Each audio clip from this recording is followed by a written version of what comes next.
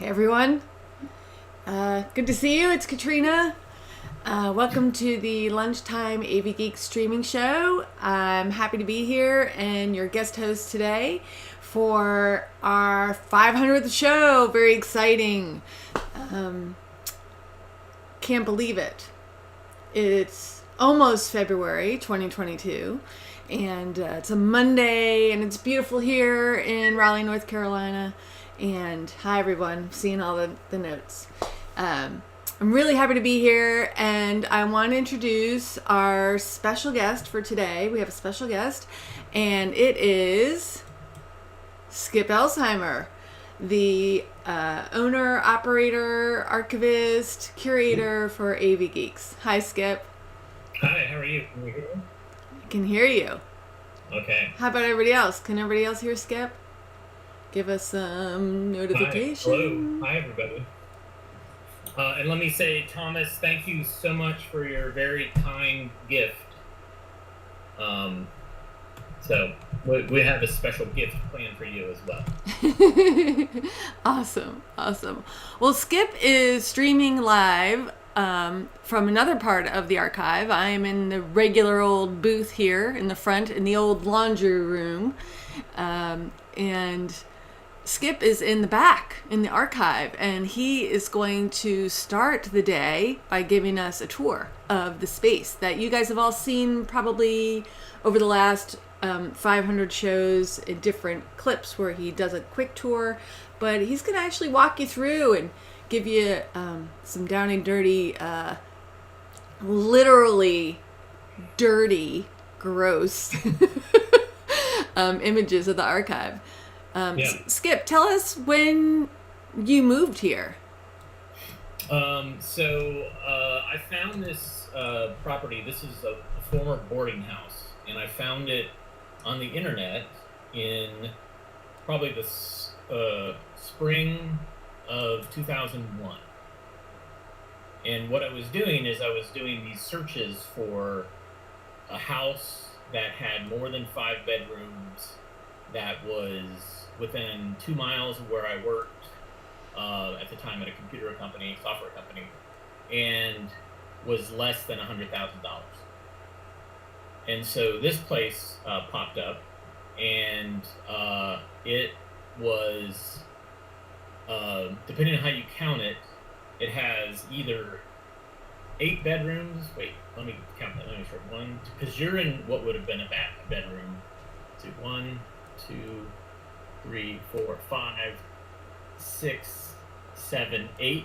So either 8 bedrooms or 12 bedrooms, if you count downstairs, which you're really not supposed to because it's not bathrooms down there. So this was a boarding house that had been foreclosed on. And what I'm going to do is I'm going to flip the camera around so I can kind of take you around. And what I realized is, so I have a laptop, and I realized that the laptop is too big to go through some of the spaces. So anyways, right here is a painting of a rose. It says "Much Love." It was painted by one of the people that lived here in the boarding house. And I met the person who owned the boarding house at one point, and the place had been foreclosed on, and he told me that he was going to try to get the place back. And I said, all right, well, good luck with that. I said, there's a bunch of stuff in here now, so it's going to be hard. And then I think he passed away. But yeah, there were a lot of shenanigans in this place. And so I have to lift up the laptop to get over the shelf. So hopefully I won't drop anything. So yeah, all right, we're navigating again. Not all of them are this tight, but I really squeezed in. I love the sound effects, Skip. Yeah, well, I squeezed in as many shelves as I could in the back to accommodate all the films. And one of the things that I did is I ended up getting a collection of films from Pennsylvania, and I actually moved the films into the basement of this house before I had actually closed on the house. So my real estate agent said, I don't know anything about that, so don't let anybody know that you did that. Because the house, there was nobody in the house. It was basically, and so I put a lock on the basement door and moved in 3,000 films before I ended up actually buying the house, and then I ended up living in the house at the end of 2001. So I have a quick question. If you can move a little slower, Skip, because it is a little disorienting. There we go. Oh, that's so much better. Thank you. Of the 3,000 films that you moved in before you moved into the house before you even closed on the house, had you seen all of those 3,000 films? No, these are new films. These were brand new films that I had gotten from Pennsylvania. So you hadn't even brought them to Pine House yet. You brought them right to the archive. Right here. Yeah, and so at the time, I had 10,000 films at the previous house that I was renting. So the 3,000 were brand new in boxes. So what's that piece of equipment there? Let's see which piece. This right here. Yeah. This is what's called a film inspector. It looks huge. It is huge. I'm on my third one of these because they break down. And the first one I got, my friend Ian and I went to a library in Eastern North Carolina, picked it up, and I accidentally dropped it on my foot and lost a toenail. Ugh. So, yeah, so this is the way libraries... So I often have shown something that a little piece of paper that says, please do not rewind, that are in the cans. And the idea is that you run the film, you have it on the rewind, you take it back, and then somebody at the library or the media center previews it, make sure that there's not any splices or any issues, and then they roll it and clean it. There's a cleaner right here. They clean it and put it on the back on the reel, and they use little stickers when it's inspected. So are you using that now? Do you use that machine now? Because it's not like it's in the heart of where the films are, or is it just kind of when I was building up films to show, I was doing it. Building up films to do like live shows. Okay. I would build up multiple films on a reel. I would use this. Or if I was quickly wanting to scan through a film just to see quickly what's on it, then I would use this. Okay. But I haven't used it in a couple of years, but it still works. So, as many of you know, Skip and I are partners, and I moved into this boarding house just before we got married. And back in the day, all of Skip's equipment was in this room here and the room across the hall from that. Right. So this is this is an old school telecine that weighs 1,000 pounds. It's called Bosch, made by the same people who make your dishwashers or your headlamps in your car, or your headlights in your cars. They made a film early telecine, and I bought this for $300 on eBay. Those were the days, man. Those are the days. I misspelled the word telecine, which is how I got it, and then I sent it to some guy in Pennsylvania, near Philadelphia, and he renovated it for $30,000 because all of the chips had gone bad. So he did all the work, and so then I rented a truck and drove it down here and somehow figured out how to get it. Wait, $30,000? Yep. Wow. So you bought it for $300 and then you spent $30,000 to get it up and running and then got it to the archive. Wow. It is not worth that now, correct? I mean, that is like... No. You can find them for, basically like junk right now. Yeah. And unfortunately, the person who worked on these has passed away. Talk a little bit about that, Skip. What's happening to these people who caretake these machines? Where they're all going? Yep. I mean, so a lot of people who know this stuff, and this is the case with video as well. I'm going to walk into the room that also used to have just equipment in it that is now just filmed. Yeah, so the people, the experts, the engineers who made these pieces of equipment, and who also um, maintain them, are getting old. They're retiring, or they're passing away. And so the problem isn't necessarily about the media deteriorating, or even the decks deteriorating.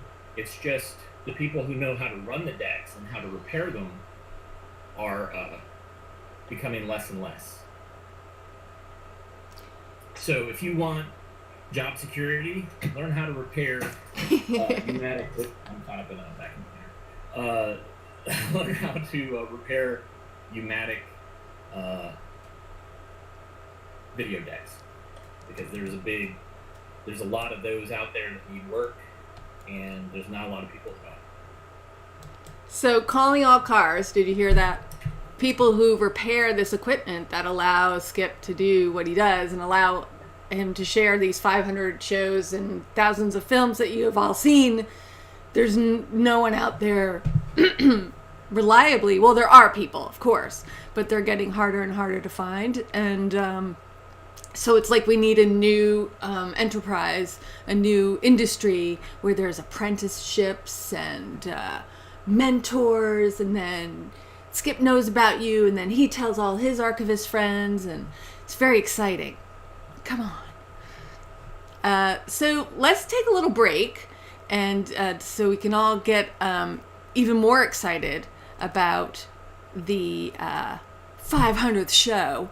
And this show is... Skip, you want to tell us about this show? This particular film? Oh, he's gone.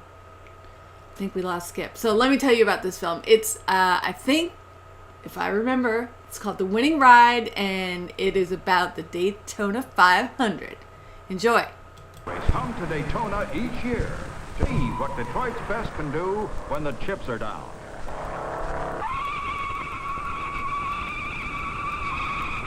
This speedway is the fastest, toughest proving ground in the world for automobiles. A track designed to challenge today's cars and tomorrow's.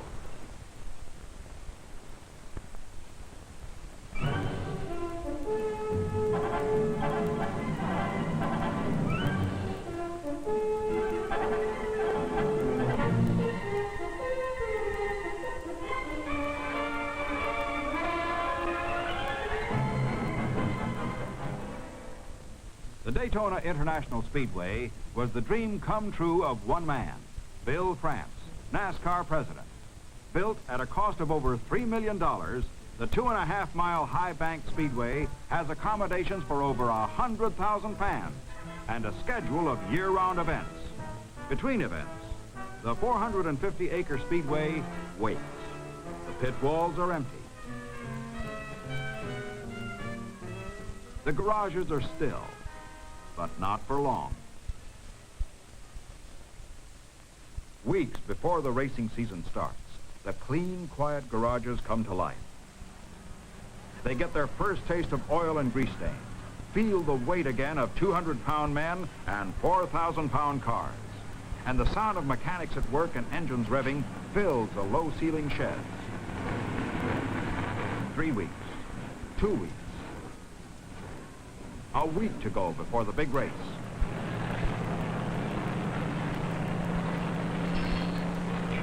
Under NASCAR regulations for stock car racing, only modifications for the safety of the car and driver are permitted. But everything has to be right. Everything has to stay right. And the only way to be sure is to get out and run. Practice begins.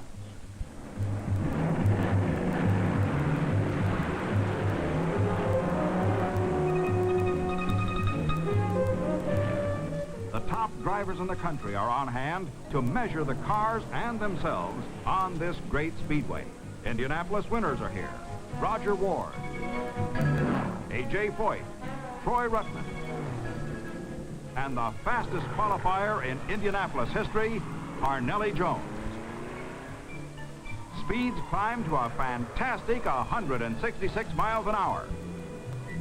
NASCAR champion Joe Weatherly talks it over with Bud Moore, his mechanic. Freddie Lorenzen keeps an eye on the clock and the competition. Fireball Roberts, last year's winner. What will it take this year? All former 500 winners are here. Junior Johnson, Lee Petty, now crew chief for his son Richard. All former winners are here. That is, except Marvin Panch. A week before the big race, Panch flipped on the track in a sports car, and he was pulled to safety by Steve Petrasic of Firestone and Tiny Lund, another driver. Marvin Panch, recovering but not able to drive, asked that Tiny take his place for the 500 in the Ford number 21. Tiny has been racing 18 years without a major win. Crew chief and car owner Glenn Wood put it this way. We wanted him to drive, one thing because Marvin suggested it, and two, you have to have a good driver. And Tiny always drove hard, and we figured he could do it. And a lot of the boys don't make a good showing because they don't have a good car. A good enough car, as Glenn Wood or any competition driver will tell you, has total performance that is built in. Well, I've raced Fords ever since I started racing 12 years ago. I had the edge on durability, I think. There are 69 entries here for the upcoming 500-mile race with only 50 spots available, and everybody wants in. This is the first big test of the new model cars. Qualification races are run the week before the race to determine which 50 cars will be in the race and in what order. The starting field is chosen, but some try too hard.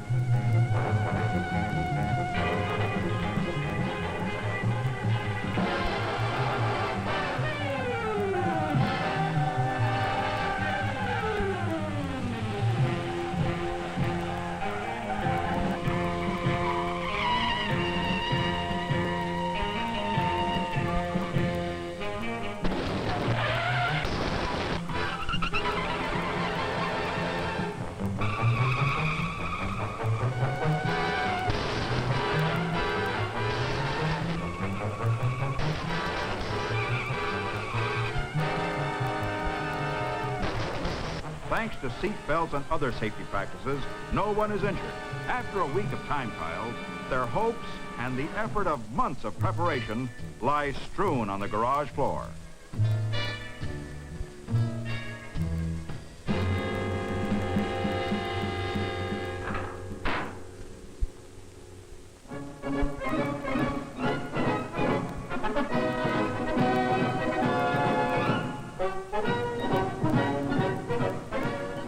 Race day, and the fans, motorists all, have come to this great automotive show from every state in the Union.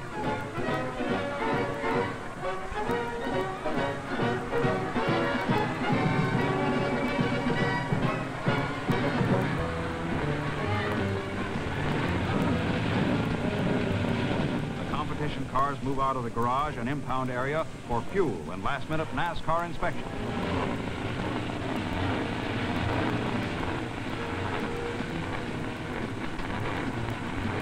Cars are all limited to 22-gallon gas tanks, and they're going to have to get maximum power and mileage from every gallon.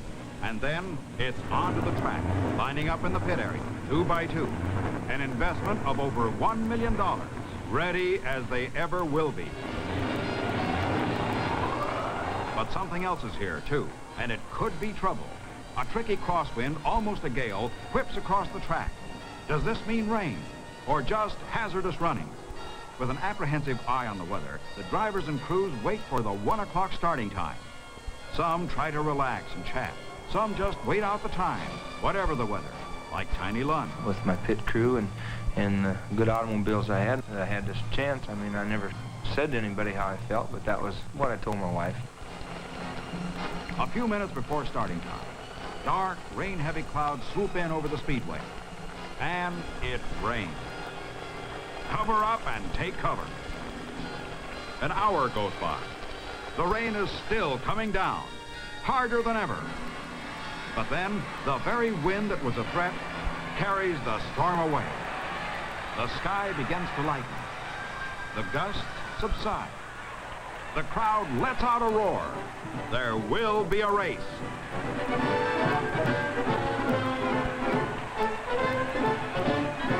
The cars can be dried off quickly, but the track roadway will take a little time. Too late a start may mean a shortened race. Bill France calls a driver's meeting. To get going, the men agree to run the first 10 laps under the caution flag and dry off the track. Track officials get the word from Bill France, and Miss Firebird takes a tour around the track as a signal to the happy fans that the race will soon be on.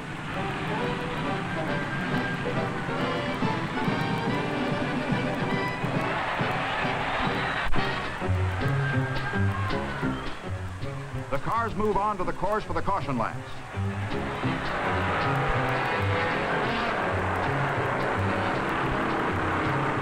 Holding their positions and their speed to 90 miles per hour, they circle the track 10 times.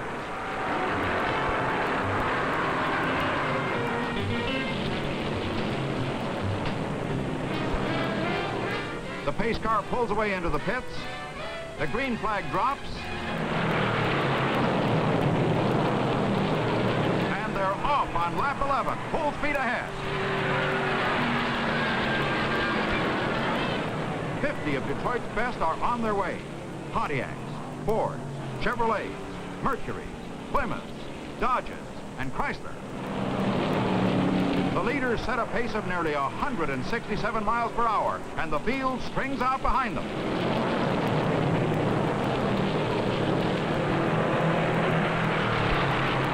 A 500-mile race isn't a test of speed alone.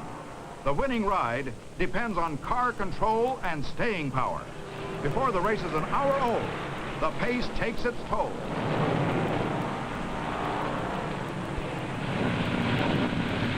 Junior John, number 3 Chevrolet, loses a push rod.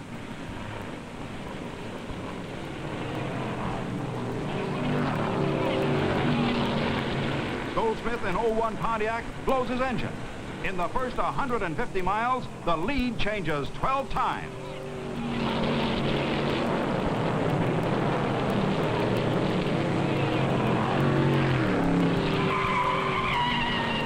Rutherford, a number 13 Chevrolet, spins on the backstretch. Cars pit frantically for fuel, tires, repairs.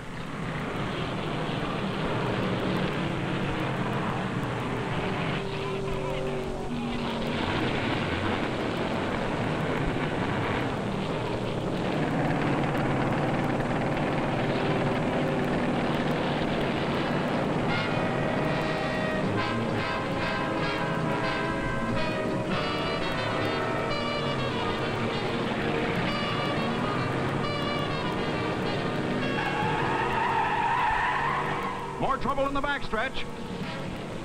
How does it feel to lose it at 160 miles an hour? Like nothing in this world.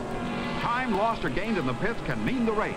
With a possible 100 miles per tank full, crews plan a total of 4 quick stops for refueling. You're in trouble if you lift the hood.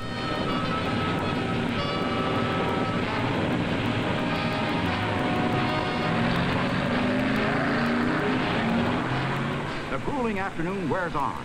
The grandstands throw long shadows across the track.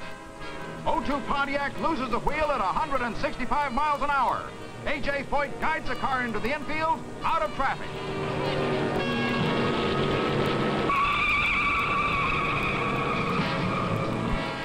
Jim McGurk in 05 Pontiac comes into the pits the hard way.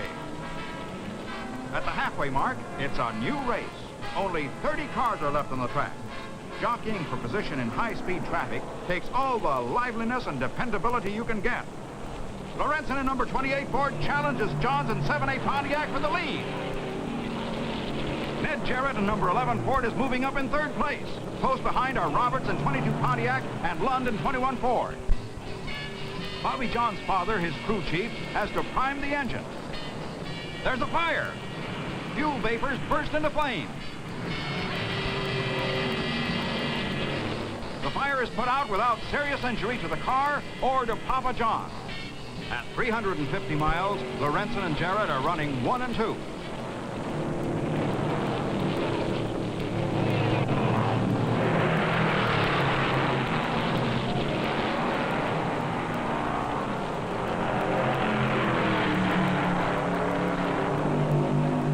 and Lund are drafting in positions 3 and 4. Drafting saves fuel. The second car moves in as close as possible to the car in front and is pulled along by the vacuum, bumper to bumper. The first car pulling, the second pushing. At 392 miles, the leaders make their 4th pit stop. They've been averaging only 98 miles per tankful because of the terrific speeds. They have 108 miles to go. They all pit except Tiny Lund, who keeps going.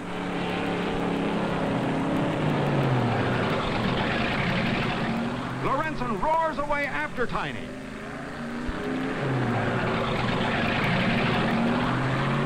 Jarrett gets out of the pits in a hurry. No matter what kind of driving you do, you need acceleration to merge safely with traffic. 3 precious laps.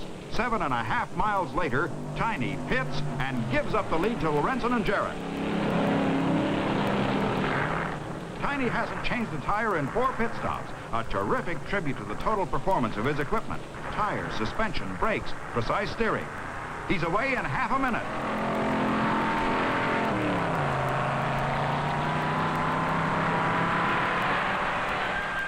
For the last 100 miles, it's Lorenzen number 28 Ford, Jarrett number 11 Ford, Lund 21 Ford, all out in front. In 4th and 5th, it's Nelson Stacy, number 29 Ford, and Dan Gurney, number 0 Ford. It's a battle of the Fords. Only 18 miles from the checkered flag. Lorenzen, the leader, is pitting. He's coming in for gas.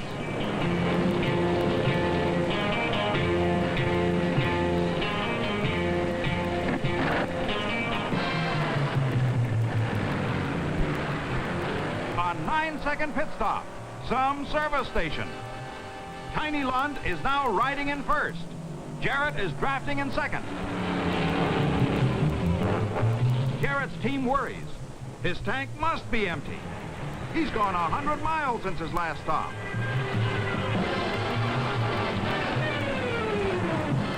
Lorenzen is 24 seconds behind Lund and Jarrett. 3 laps to go, and it's Jarrett pitting for gas, streaking past Lund's crew, who scents victory. 10 seconds. 15 seconds. Let's go! Jarrett, a man in a hurry. Tiny Lund has a firm hold on first place, if his fuel will hold out.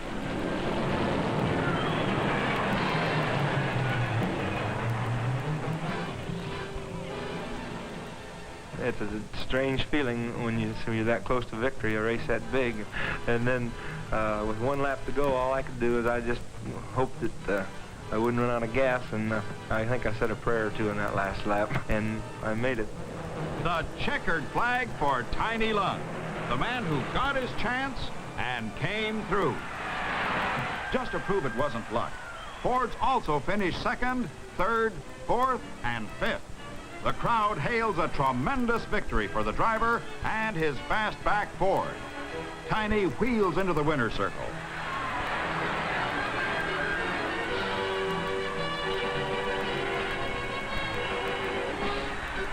His wife greets him along with other admiring fans. The crew joins him in the winner's circle for the glory of getting home first and the biggest purse ever offered in a stock car race. A share of their winnings has been allotted to Marvin Patch by both Tiny and Glenn Wood. Win this race, and he did. It's been a long but memorable day for the drivers, the crews, and the fans. One that will not soon be forgotten.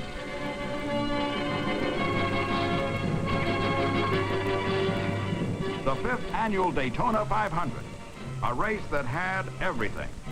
Wind and rain, heart and hard driving, and performance and endurance of cars proved in competition.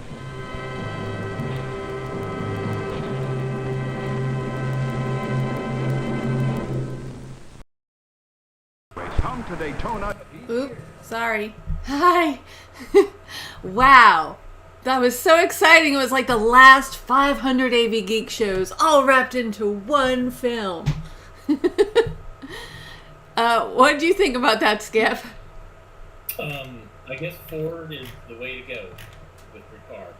Thanks, Ford Motor Company, for that fine film. It was pretty great. Yeah, I have another one. It's something at Daytona, and it's showing off, I think, the Ford Comet, and it's a similar type of thing where they do some sort of endurance thing with this budget car to show how great it is. But yeah, it's a sponsored film, so it's meant to be entertaining. It's also meant to drive home the fact that Ford cars are the best. Speaking of sponsors, hey, thank you so much, Nathan, Mitch, and Kevin, for your kind coffee donations. Not only do we spend money on coffee with these donations, we also buy things like, I don't know,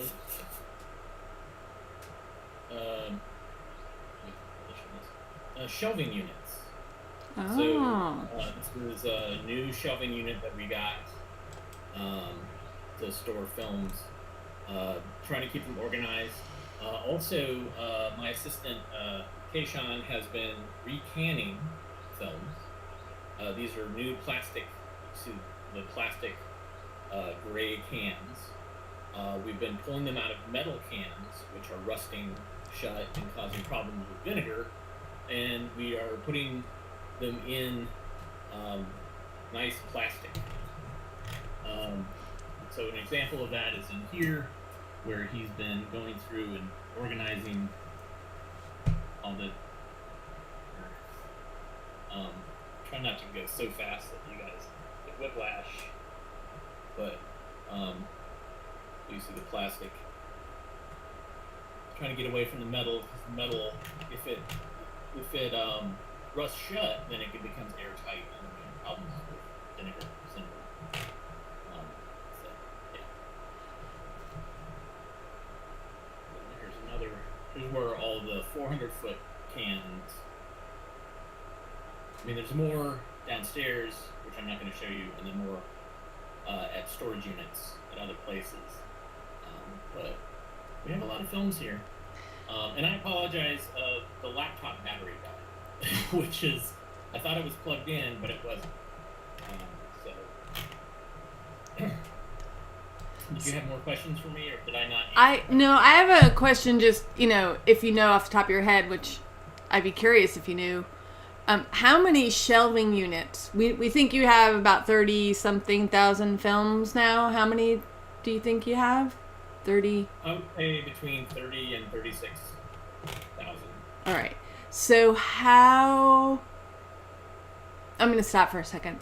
30 to 36,000 films. So when I met you, you had about 20,000 films, maybe 22,000 films. So yeah.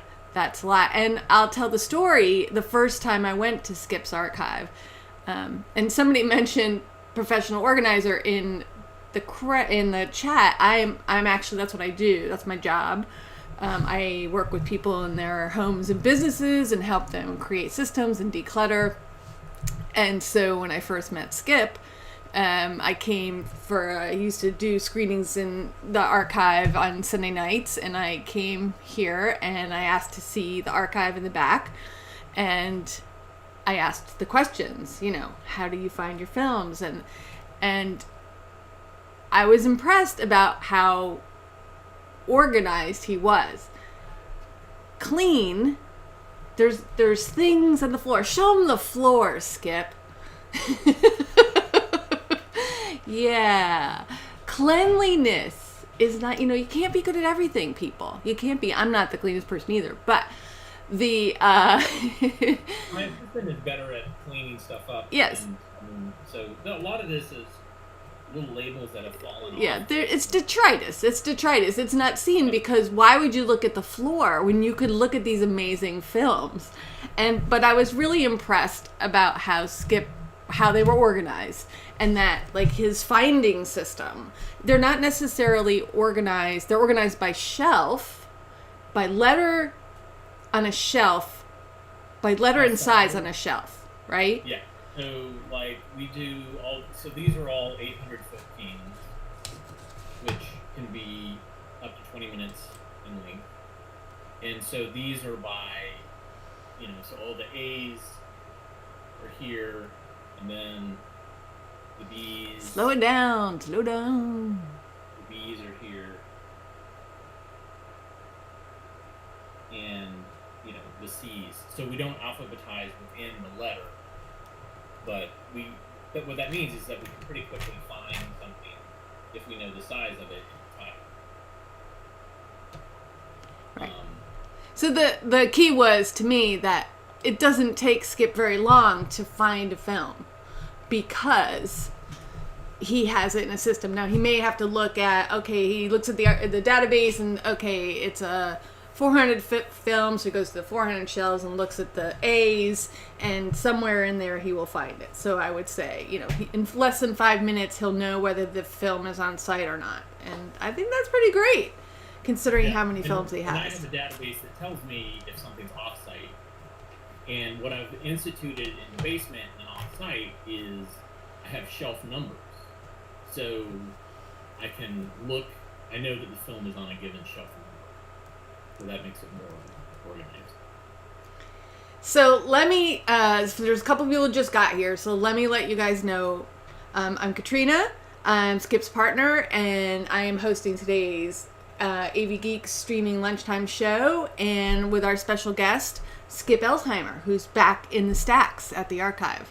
We're doing this is our 500th show. 500th! Yes. We got to come up with a ditty. 500th! Yeah! The other thing I wanted to say is if some of you have some questions for Skip and you want to throw them in the chat, we'll look at them and go ahead and try to get Skip to answer some of those. Some burning questions over the last 500 shows. Skip, you want to come on screen? Just so we can see your face right now? Because I have a question for you. Do you have another film lined up here? Yeah, NASA 50. Okay. 50th. I wanted you to think on this, and I don't know if it'll come to the top of your head. My question I thought of was, out of your collection, out of all the films you've seen, knowing your beautiful, crazy brain, creative brain, what is the film that you wish you made of your collection? And why? You don't have to answer it now, but I want you to think about it. Because, and I'd also love for you to talk about, and maybe this will tie into it, but your kind of, I wouldn't say obsession, but your interest in sex education films and how they've changed over the years. Because that's really interesting to see. But anyway, I'm going to go ahead and throw another show on,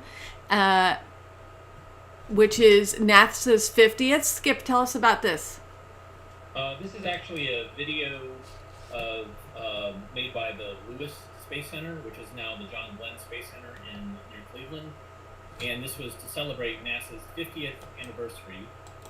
And so it has a guy who's the head of the Space Center welcoming you, and then they have like a music montage. And this was part of a big batch of videotape that I digitized for NASA and put up at the Internet Archive. All right, here we go. NASA's 50th anniversary. Enjoy.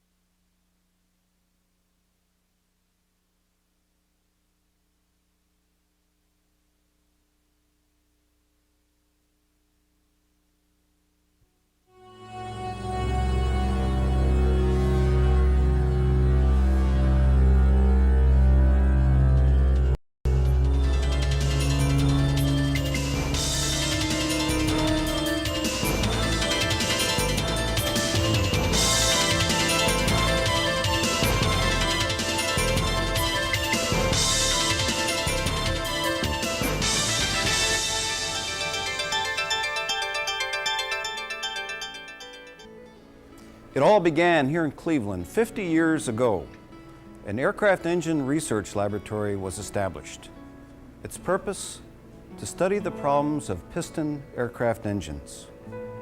Today, Lewis Research Center is a world-recognized leader in not only aeronautical technology, but space technology as well.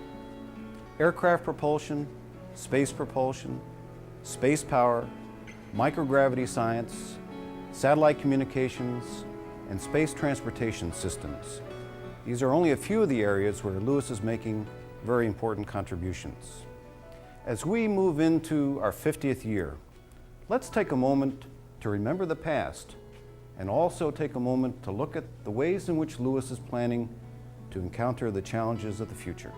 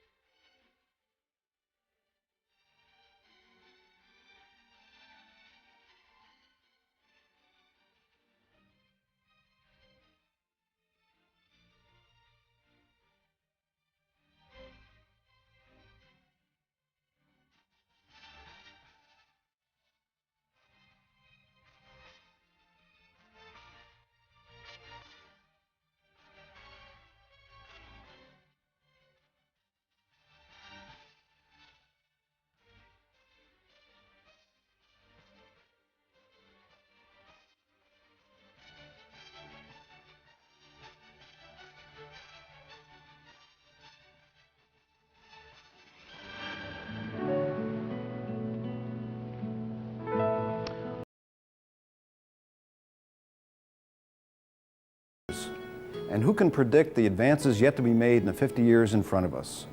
What we can predict is that the men and women of Lewis Research Center will be making them and helping us to understand how our world works.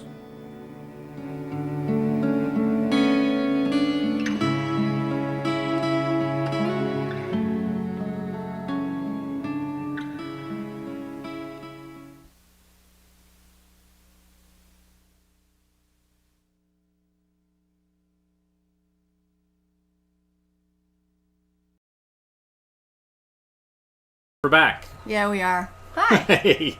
Welcome to the warmer part of the archive. Yep. It's cold in the back. So you put forth a challenge to me of all the films I have, and there were a couple that resonated. You said, like, what is the film that you wish that you had made? Yes.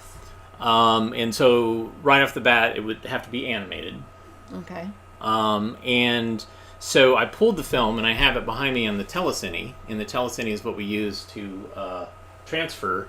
And so what's interesting is, so I showed earlier that Bosch telecine, which was 1,000 pounds, and... So what year was that? I'm curious, that you got that Bosch. I got it when I moved in here, so it was like probably 2002, Okay. 2003. And so it started getting very fritzy because it has literally hundreds of little tiny CMOS chips. And I ended up buying this from Germany.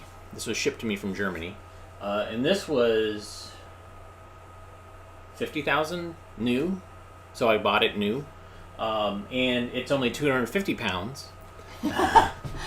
And it doesn't heat up a room like the other one does. The other one is like heats up the room. And this one can only do 16. The other one could do 35 and 16. But the quality of this was better than what I was able to do. And I was able to do this giant advertising digitization project for Duke, where we did digitize 10,000 TV commercials. So that ties into one of the questions we had in the chat, which is how does AV Geek get income? AV Geeks, because some films we get for free. Right? People just send them. Right. Some films you purchase. Right. Not so much anymore. Right. Occasionally I go on eBay and buy something, but it's almost what happens now is people will approach me and say, "Hey, we have these films," and I'll say, "Well, I'll pay for shipping." Right. So that can be very expensive depending on how many films there are. Mm-hmm. And like I got a bunch of films from Alaska, and so that was pricey, but there were some amazing films in that collection. And there was a long time where you weren't making, the collection wasn't making money. He was collecting films, but how he was making the money was digitizing other people's films. Right, and I was also doing shows. I was touring and doing shows, and there was a couple of years where that was bringing back a lot of money. Mm-hmm. It was covering the expenses plus some. And then I did DVD compilations with Fantoma films, with Alpha Video, and then with Kino, and that was making money. But it was mostly digitizing other people's stuff, and that's what justified getting this machine, was that I had a job that was going to pay for this. Right. So most of the equipment came in as part of pricing out the job and knowing that you had other work coming down the line that could sustain. The machine made sense to get it. Yeah, and that's how a lot of these machines, I have film scanners in other rooms that were the same thing. Like I knew I had a job that would pay for it, or a couple of jobs that would pay for it. And so now we can do, this is still does just standard definition, but the other ones we have can do up to 4K.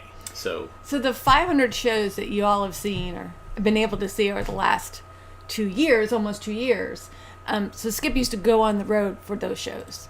So you are lucky enough that you get to see them from your own home. But there is something about being in a room with people, even if it's a small crowd. Right. And interacting with the film, responding to the film, and having Skip there and not having to write your questions in the chat. You could actually ask. I mean, if we were doing this and there was no comments, this would be this wouldn't be fun because Yeah. I wouldn't have that feedback. I mean, this is not the best way to get feedback, but it's still pretty great.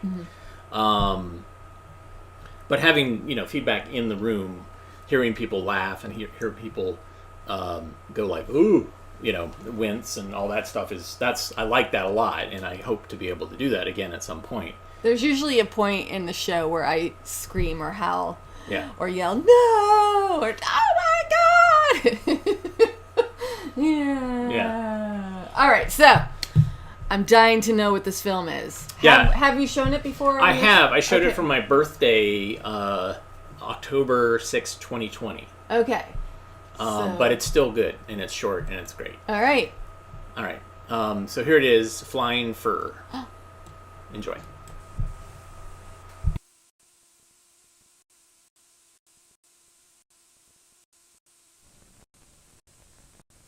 Now, back to our show.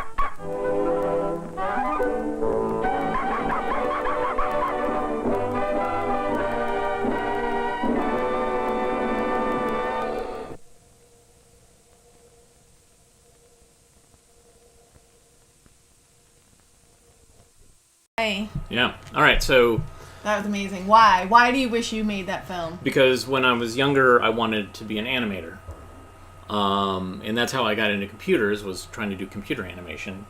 And what I like about this is it's kind of postmodern.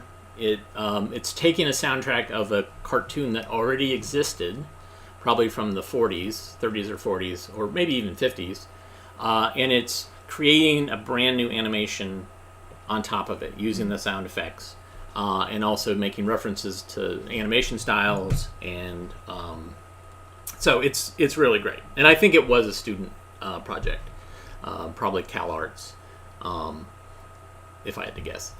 So you don't know who the artist was? I don't. Yeah, I mean, I have like some of my favorite animators, and that's one that I didn't know about. And I basically got this film, I think, from a bunch of university films in Rhode Island, actually. And this one, I was like, "What is this? Flying Fur?" And I watched it, and I was like, "Holy cow! This is like amazing! It's so great." So, yeah, that's why I showed it again. Awesome. Thank you. That was awesome. All right. I've got some questions. First of all, in answer to my own question earlier about how you get training to repair films, you mentioned that there's a Museum of Broadcast Technology. Is it in Rhode Island? It's in Woonsocket, Rhode Island. And I've been there, and it is incredible. Some retired gentlemen from television broadcast, but they have tape to film, cameras, equipment. They're really neat guys, and so they just basically collected equipment and then have it in a warehouse somewhere. Yes, I mean it's a beautiful space, and they'll give a tour. They're not there all the time, but I bet you they'd be love to train. Right. But they're all retired, I think, and they just stop by, and it's really and the thing about space. that is, like, a lot of these engineers who are retired know about other engineers across the country. So if that's not convenient for you, you might be able to reach out to them, and they can recommend somebody that you can learn from. But that's one of my laments in high school, is that I took French instead of taking electronics, because I could have learned how to use a multimeter. I could have learned how to really solder, which I'm not really good at, and all that stuff could have been something I could have had early on, and then I would be able to use it a lot now when it comes to repairing stuff. In retirement, Skip. Yeah. Like Skip is going to retire. That's our family joke. Yeah. All right, I'm going to race through these questions. So this is a speed round of questions from you. I'm sorry I didn't put the attributes, but here they are. Okay. Who's your role model and why? Maybe in what area? Well, okay, so I would say my mentor is Rick Prelinger, he's been doing this longer than me, like 10 years longer than me. And so I look to him for advice, and he's given me advice, and he's also turned to me for advice. And I've helped him get his collection online at the Internet Archive. So put more than 5,000 films online there from his collection, and we digitized all his stuff from tape. So he had stuff digitized to tape, and then we digitized it and put it online. Which is ideally not the way you want to do it. No, we want to go back to film whenever we can. But so his films are now at Library of Congress. Library of Congress. He Right. donated those films. So Right. we do the best we can. Rick's an amazing guy, and if you haven't, I'm sure Skip's shown some Perlinger archive stuff on his shows. Yeah. And Yeah. but most all old-timey documentaries that you see will have something from Perlinger archives in there. So coffee. Do you own a grinder? I do have a grinder, yes. Okay. We have one here at the archive, and I think we have two at the house, right? Just questioning, yes. Yeah. So drip, pour over, or press? Press. Always a press. I should say, so I went to, I was in School of Design at NC State, and someone who I went to school with helped design this. This is Beat to Hell. And he's got another one. Yeah, I've got another one. But this is it's called an impress, and it is a mug that has a French press in it. Insulated mug. They did a Kickstarter, and coffee is the jam, man. They ended up selling way more than they intended. So you see there's a screen there, and then the grounds go in here. And so what you do is you get hot water, and you pour it over the grounds in here, you let it seep, and then you press it down, and then you have an insulated travel mug. An insulated travel mug that is also, French press coffee. Yeah, and so that company Bobble makes it now. They bought the patent, and they make them, so you can get them. So that's what I use, and I went through a series of French presses which broke, like 3 or 4. One of them, just the components fell apart. One of them, I woke up, I was really tired, and I accidentally pressed wrong, and it flipped over and smashed. It was glass, and so there was hot, steaming coffee and glass on the counter. So, metal from now on. All right, we're speeding through them. Who's your favorite person who starred in your films? Like, who's the one that showed up? You're like, oh my god, the best. That's a good question. Let's come back to that. All right, gonna come back to that. When will you run out of room, Skip? I've run out of room. I would say that he's already run out of room. Yeah, so it's now is the challenge is to figure out like what's the next step as far as space. Do we add on to this archive? Do we build an outbuilding? But yeah, I mean the fact that I have 2 outside storage units that are packed with films is it's telling. Yeah. So we might try to get creative with shelving at these units to try to squeeze some more stuff there, but. Yeah, I have to be a little bit more selective in what films I'm taking on, if they're big collections. But that being said, I've taken on big collections. Yeah. So. Yeah. No, but there's been great stuff there. And one of the things is, like, how do you pay the bills? Well, stock footage is one way. Yeah. So that's a new model that's come up in the last 5 years, 7 years. And so there's a lot of people watching documentaries and producing documentaries and television shows, and they're using my footage. And that's something that has always been, people have like reached out to me, and it's only recently I figured out how to streamline it and make it available. So exciting. You can go to archivalclips.org and see .com. Archivalclips.com to see those. How many stars, and I'm going to add, how many stars or filmmakers have you met from these films? Or maybe who are the top 3 that like... So Jim Stringer, who did Shake Hands with Danger and shows up in a shoplifting film, which I can't remember, Caught in a Ripoff.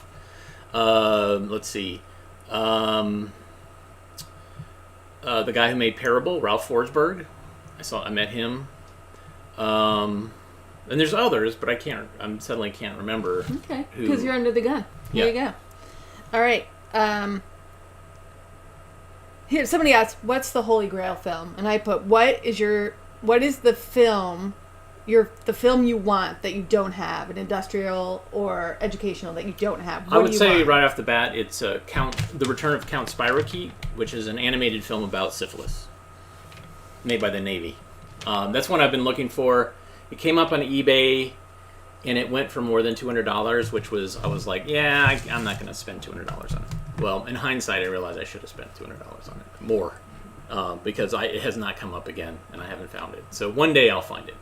And so this kind of brings me back to my original comment, which was about sex education or VD films, I Right. guess. Right. Just kind of give your little synopsis about why those films are so intriguing to you. Well, so when I first started collecting, I was working at I read a book called No Magic Bullet, which is a history of venereal disease in the United States and how it affected public health, but also culturally how the United States dealt with it. At the same time, after I graduated, I worked at the National AIDS Hotline, which was run by ASHA, the American Social Health Association, which made a lot of films that were mentioned in the No Magic Bullet book. And so I actually did a thing where I edited kind of a historic kind of compilation for their anniversary. I think their 75th anniversary. So I did that, and then I got more interested in the VD films, and they were showing up in the collections that I was acquiring. So I kind of kept looking for more and more, and so I've got probably 30 or 40 VD films from different time periods in different places. So at some point I'll do a movie or a book about it. I was talking with a person who kind of has co-written articles with me about working on something, and then COVID happened. So maybe once we get through this public health crisis, then we can start talking about public health crises from the past. Yes. And we love your ideas about maybe having a Zoom show with just the people, some regulars, or have a not a lunchtime time at a special show. Everybody wants to do an AV Geeks After Dark.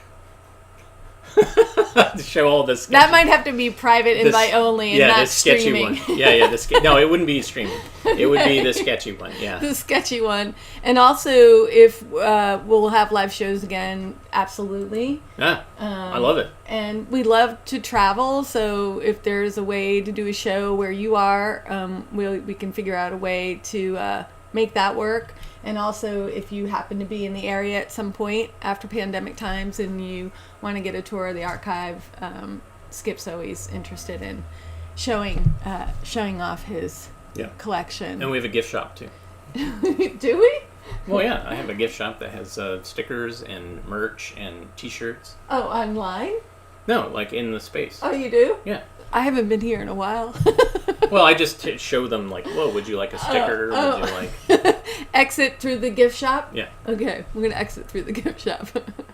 Well, thanks, everybody. It was great to be here today on your congratulations. Yeah, and thanks for hosting. Oh, my pleasure. And it's so great to see you all here and see familiar names. And I'll be back. Yeah, and I'll be back tomorrow. 1 o'clock. Because it's still pandemic times, people. Be safe out there. Yeah, and this has been very successful, so I'm going to just keep doing it, even though YouTube shut me down twice last week. YouTube. And Facebook shut me down as well later. Well, I guess this is the double edge of going to films that you've never seen before, too, right? Yeah. It's like we don't know what's on them. Yep. So who's to say there's some soundtrack? It's usually soundtrack related, right? Music Usually, related? yeah. So, we just roll with it. So everybody have a great rest of your day, and we will see you tomorrow. Thanks so much, everybody, for the coffee and the kind words. You guys are the best. We'll see you. Bye. Bye.